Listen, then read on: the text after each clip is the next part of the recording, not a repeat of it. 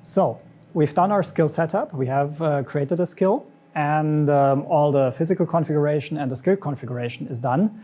So we're ready to go now for the actual training, where we show the robot how the movement should be performed by guiding it, by giving demonstrations of the movements that a robot should make for any configuration that we want the robot to deal with. Here's the second golden rule for using Mirai.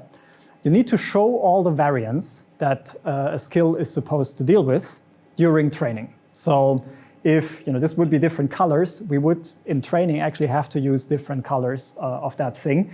In our example here, this can move around on the table, and it can also rotate. So we need to show examples of various positions and various rotations of the object on the table, and that's what we're going to do in training.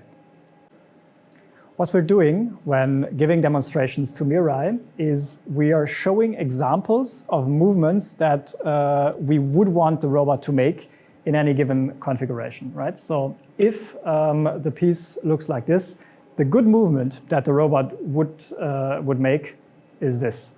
If it would be over here, the good movement would be like this, right? So we're showing examples to the system to learn from and to generalize over.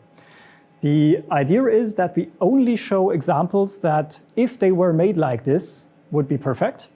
So we never show an example that goes over here to grab it, because that wouldn't make sense, right? We wouldn't want the robot to replicate this movement.